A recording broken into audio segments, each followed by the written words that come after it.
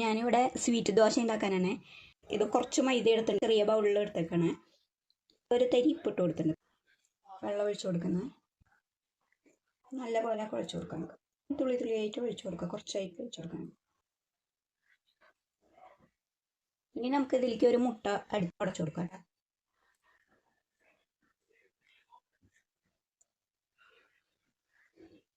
ഇതിനി നല്ല പോലെ ഇതിൽ ഉടച്ചു കൊടുക്കുക.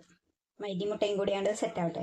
അപ്പോൾ നമ്മൾ ഇത് മുട്ട ഉടച്ച് കഴിഞ്ഞ് ഇതേപോലെ ലൂസിൽ ദോശ മാവ് പോലെ ആക്കിയാൽ മതി. മുട്ടയും ഇതൊക്കെ കൂടി സെറ്റായി. അപ്പോൾ 1 ടീസ്പൂൺ പശു നെയ്യ് ഒഴിച്ച് കൊടുത്തിട്ടുണ്ട്. ഇനി ചക്കരയും കൂടി വിളയിച്ചെടുക്കാനാണ് കേട്ടോ.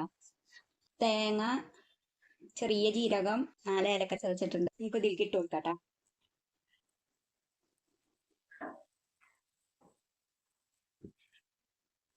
ഇളക്കി കൊടുക്കാം.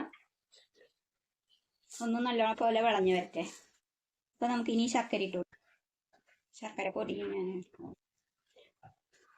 ഇത് ഇളക്കി കൊടുക്കാം.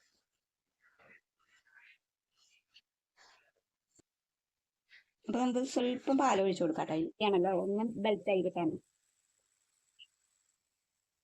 തേങ്ങ ഇതിൽ കുഴഞ്ഞ് കിട്ടാൻ വേണ്ടിയിട്ടാണ് ഇങ്ങനെ വറ്റിച്ചു കൊടുക്കാം.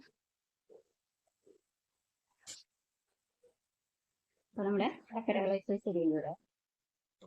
അപ്പോൾ നമുക്ക് മാവ് ഒഴിച്ചു കൊടുക്കാം കേട്ടോ.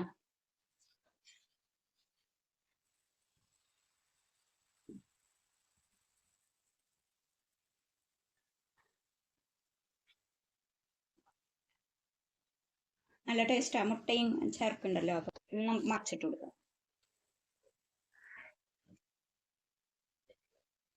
അപ്പോൾ ദോശ ഞാൻ വേറെ പാത്രത്തിലേക്ക് ഇട്ടു. റോളായിട്ട് മടക്കിയെടുത്താൽ മതി. ചൂട്ടോടെ തന്നെ മടക്കുക.